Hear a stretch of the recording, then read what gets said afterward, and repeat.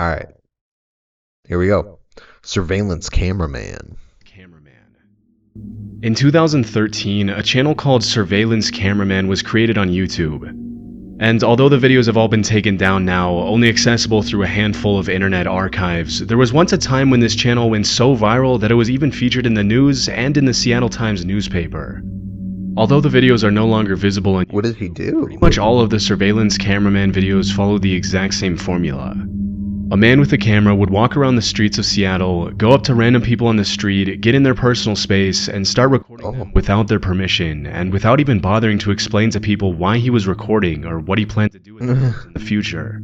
As you can imagine, a lot of people didn't take kindly to having a camera shoved in their face. Dude, look how small phones used to be. That thing's so tiny.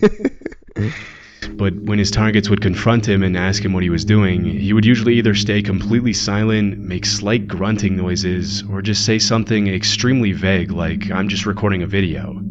In some of his videos, people would naturally get pretty mad at him, but he never seemed to care and just kept on recording, even when being yelled at, chased away by his targets, getting stuff thrown at him, or having his camera even batted. Hey man, that's a strong not this guy, but that's a strong person to be able to do that to people and just take whatever they're going to give you.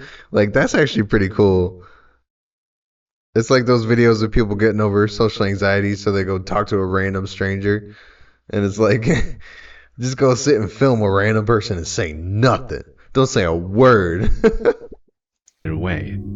Most of the time, however, people would just get self-conscious and awkward when they realized they were being recorded and would try to walk away from who they assumed was either a stalker or just a jerk with no consideration for their privacy and personal space. The channel was extremely weird, and if you take a minute to analyze Surveillance Cameraman's actions, it might seem like there wasn't a real purpose to his videos other than to maybe annoy people to get cheap views on YouTube. Did you just walk into somebody's house? What? Oh, they're trying to win this game right here, you know? They're like, who's this? And don't come in here messing up my vibe right now.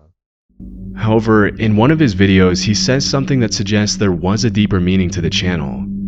In his first video ever, he walks up to a young couple studying at a college campus, immediately pulls out his camera and starts recording them without their permission. After a few moments of awkward silence where the couple tries to figure out what's going on, the guy asks Surveillance Cameraman why he's recording them when they're just minding their own business, to which the uploader responds with a question. Can you ask us why you're taking the video? Just taking a video. Okay, well, I don't want to be taking a video. Why are you so worried about it? I'm not worried. He actually sounds super normal, dude. That makes these people look even more wild for just being like, kind of like this. Like, I get it, it's uncomfortable, but what are you so worried about? Annoying. Look at it this way. You ever go to the grocery store? I mean, to be fair, I would be annoyed if somebody was doing this to me. I'm not saying I wouldn't be annoyed. All right. He's not just sitting there being creepy, just like not saying nothing. Like, that's what I thought. You know, there's like surveillance cameras everywhere. Yeah? It's not a big deal. Okay, well... It's just a video. I mean, That's such a good concept too, because you're just getting like his reaction to it, and like everybody's and it's all different. I bet nobody reacts the same exact way. You know, they all get kind of weird about it, but like he's shuffling around, she getting up, he's digging in his pockets, like they just acting weird, make it seem like they were about to smoke some, like about to do something wrong. A lot of people started to speculate that maybe the entire point of the channel was to raise awareness about how much we've sacrificed our privacy in today's world. How we've silently consented to institutions to record our every move and use the footage for means we're not 100% aware of.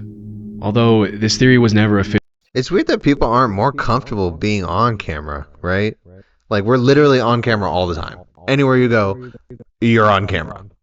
Surprise. Like, everywhere. You ever seen, like, court stuff? Everywhere. And then if you're in a neighborhood, your neighbors have you on camera. All the time. Always picking up your mail and coming home and everything. With like, especially with TikTok and everything like that, everyone making videos and stuff. It's crazy how uncomfortable people get. Officially confirmed by Surveillance Cameraman himself. Even if it were true, putting cameras in strangers' face just to make a point is a pretty obnoxious way to make a social commentary. Throughout the rest of all his videos, there's almost no further mention of the channel having a deeper meaning. Shortly after the channel was created, a local I don't know. I like it, dude. I think it's pretty deep. Seattle news station even made a report on Surveillance Cameraman, heavily leaning into the possibility that the channel was created to comment on a social issue. Oh, he's walking in the Shortly back? after the Seattle I don't know how people do that, man. I literally would be so nervous. Like, I guess that's why you do it, right? Get over it, you know? Just go and hop on a McDonald's counter. Screw it.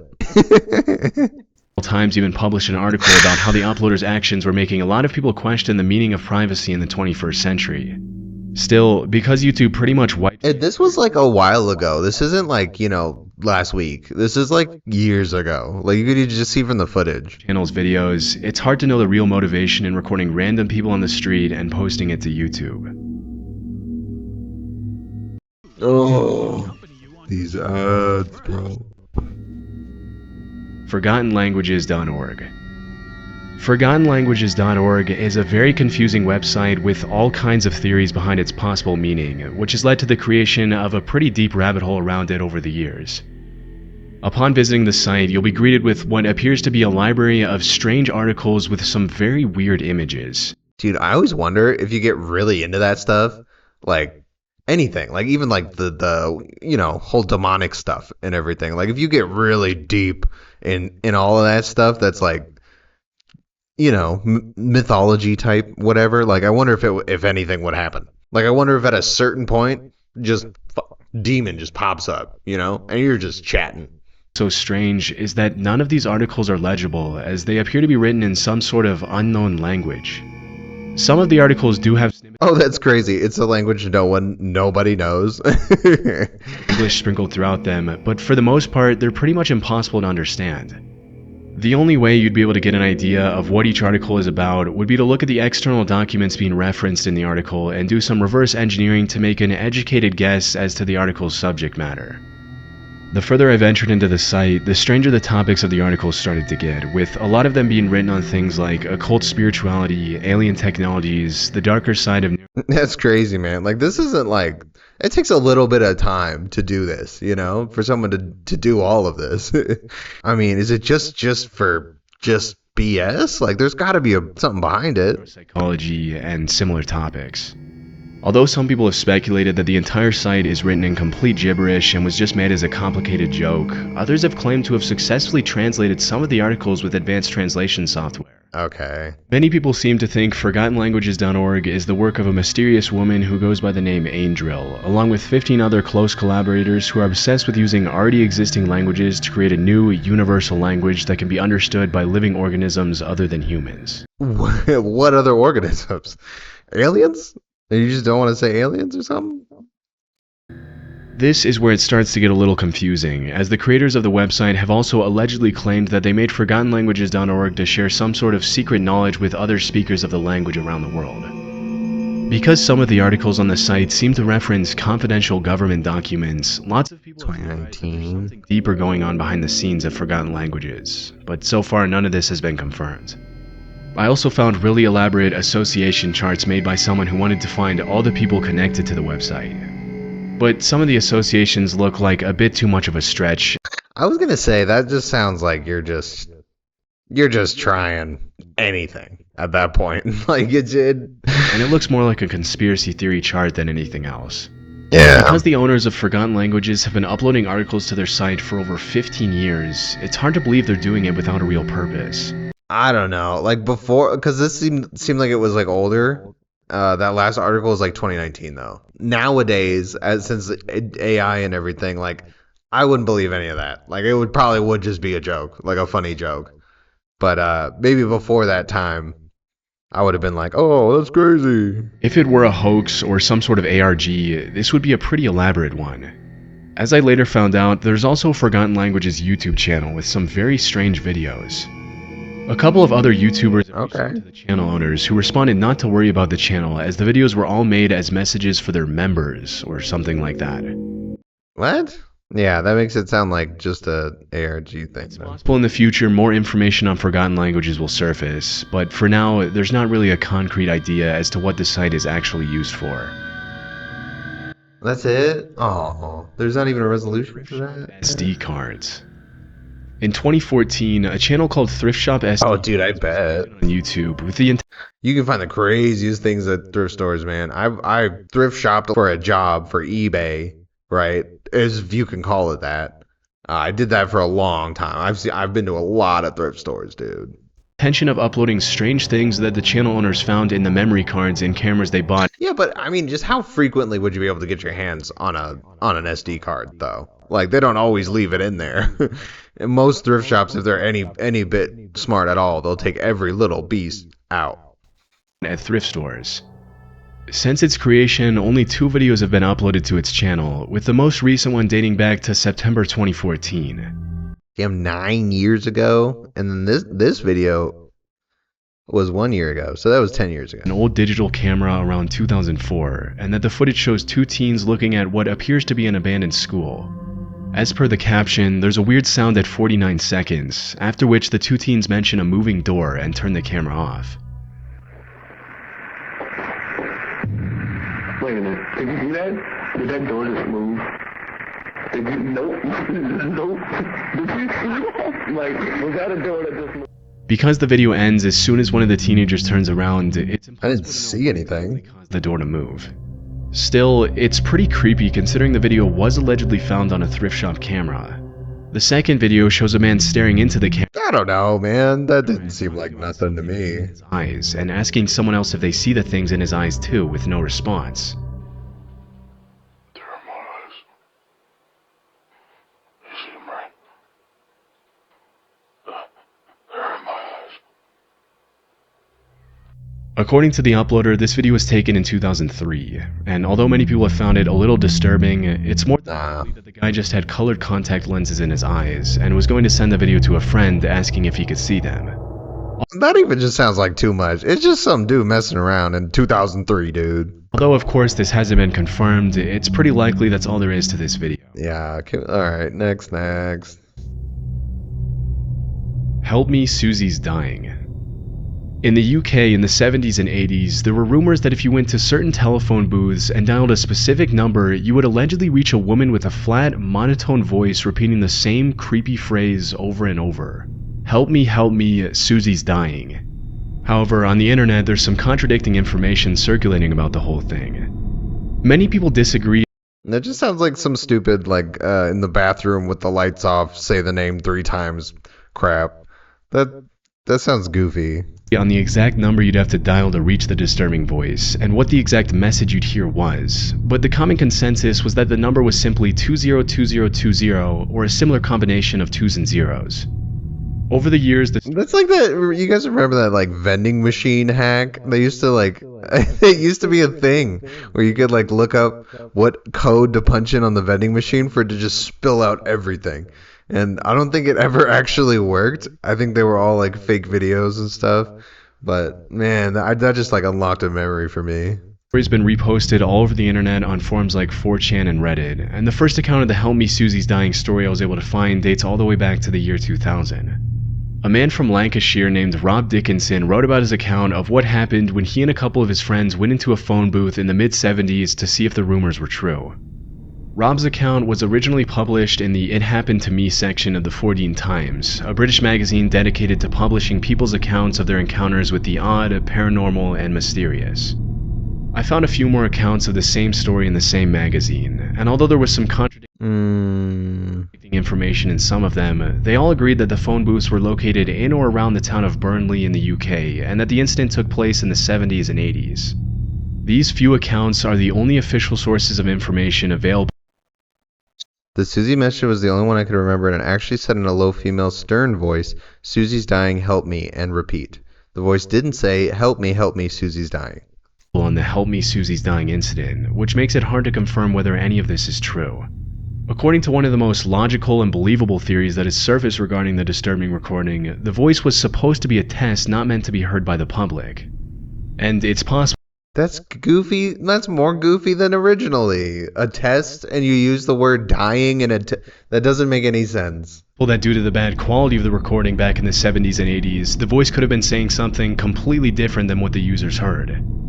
It's possible that the voice was saying something like, "Hold please, user dialing," but because of the garbled sound of the recording, the dialer heard, "Help me, Susie's dying," and I mean, I could see that being more plausible than anything else. The whole story became a case of broken telephone.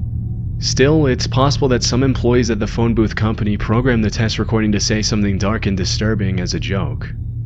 Oh my gosh, that whole one was a mess. I'm sorry. Just by thinking about it. Meet Base 44. No, I'm sorry, that whole one was a mess. Sweet Peach. Sweet Peach is an extremely strange YouTube channel created in July 2017 featuring over 17,000 videos. I think I saw something on this. All of the videos are the same, Holy starting with an image. damn! 17K! Woo! With 803 subscribers, dude. That's brutal, dude. Oh man, that's like every 2,000 videos. Or yeah, that's like every 200 videos you get a subscriber, dude. Wow. Make any sense. All of the videos are the same, starting with an image of a couple of barcodes and eventually becoming a jarbled mess of colorful graphics, geometric shapes, and smileys. It's long too, 3 minutes 42. That's pretty long. There was that one that was testing the algorithm or whatever. That was like red and blue, like lines and squares. But this is not that same thing. This is different. Beeping tones can be heard in the background. Although the videos vary in length, most of them range from 2 to 9 minutes long, and 9 minutes? despite the insane amount of videos that have been uploaded to the channel over the years, there doesn't seem to be any sort of meaning to Sweet Peach. Many people have come up with all kinds of theories to explain the channel's purpose, but it seems the channel is most similar to another channel called WebDriver Torso. On September 23, 2013, WebDriver Torso started... Oh, this is the one I was talking about. Often every 15 to 20 minutes. That's crazy. Similarly to Sweet Peach, the videos consisted of simple slides with colorful... Yeah, but they were super short. Beeping noises playing in the background. Although Oh, most of the 25 minutes? 24,000 Through 10 seconds. videos uploaded to the channel Oh, I was are the wrong. same. Most of the 624,000 videos uploaded to the channel. Dude, how? Dude, how? 624,000 videos? How many hard drives do you even need for that? Wow. Were pretty much the same. The channel gained a lot of public attention in 2014 when a couple of users found what appeared to be jokes sprinkled throughout some of the videos.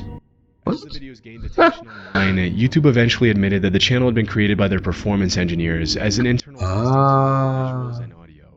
Dude, I never knew that. That's crazy. 10 videos every single minute. What? 2017, WebDriver Torso stopped posting videos at the same crazy fast rate. Still, WebDriver Torso remains active to posting videos. Continued uploading videos every 3 to 5 minutes using Google's secret program titled Lorem Video. Wow. Still, WebDriver Torso remains active to this day, still posting videos on occasion. No way, that's crazy. Similarities to WebDriver Dude, people literally like subscribe to him. Like that's so wild. Torso, it's possible that Sweet Peach is just another automated performance testing account. Yeah. Otherwise, I can't really think of a good... Dude, there's no other way, dude. Like 100 videos is like, eh. Dude, like 1,000 videos is like a lot. Like what? reason to have a channel like this. Dude, I never knew that about the other one. StinkyMeat.net is probably one of the strangest, most disgusting websites hidden in the corners of the internet. It's not necessarily disturbing, just incredibly weird.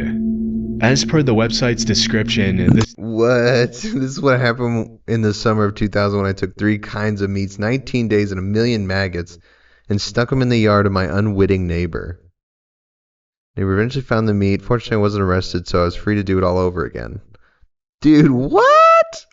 Stinky Meat Project was created in the summer of 2000 by a guy named Malin Smith, who thought it would be a good idea to take 3 different kinds of meat, put them on a plate, and place them in his neighbor's yard to see what would happen. I know, I have too much time on my hands. Long story short, because he never got arrested for his... Dude, the documenting though, the price, the total, that's crazy. The story, the bottom line, I bought it anyway. In his neighbor's yard, he decided to turn the Stinky Meat Project into something a little bit bigger.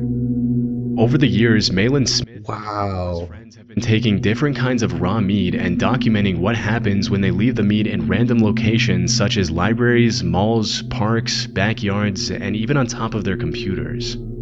The whole project consists of them going back to the meat they've left in different locations, checking to see how disgusting it gets over time, and uploading pictures to their site, as well as some descriptions. That's kind of sick, dude. No way. What they had to go through for the meat to end up where it did. There doesn't seem to be much more to it. The sheer effort they've put into the whole thing is pretty insane. Over time, Malin and his friends made some merch with the Stinky Meat Project logo on t-shirts, and it appears they even had a bit of a fan base at their peak. It seems the project is no longer active, but the website definitely still is, and probably Yeah, I mean, you couldn't just keep doing that over and over again, right? will be for a while. Wow, I like that one. That was my favorite one. In 2015, Just the depth of it. appeared to be a floating city in the clouds above the Chinese city of Oh, I've Shenzhen, seen started this. circulating I think everywhere online. that's nothing, Evidence was right? heard in several news stations around the I world, think that was and like, lots of theories started surfacing regarding the video's origin. The quality of the video itself I don't is know. pretty Let's see what bad, it is. but because it was allegedly shot on a cloudy day, it doesn't immediately look fake. Despite the fact that even sources like CNN covered it, nobody really knows who shot the video or where it came from, which is pretty strange regardless of whether it's real or not. As you can imagine, as soon as some of the more credible news sources began speculating about the video's origin, people started throwing around all kinds of conspiracy theories, with some people that was one crazy mirage. Has anyone ever seen a mirage, dude? I think that's only in like cartoons and stuff. You'd have to be like dying in the desert to see a mirage, I think, right? Oh, I want to do a video on that. claiming that the footage is undeniable evidence of the so-called Blue Beam project. According to the Notices, Beam? Canadian writer and poet Sergei Monast, Project Bluebeam was NASA's effort to broadcast holograms of the second coming of Christ all over the world to implement a totalitarian takeover of Earth by the New World Order. What?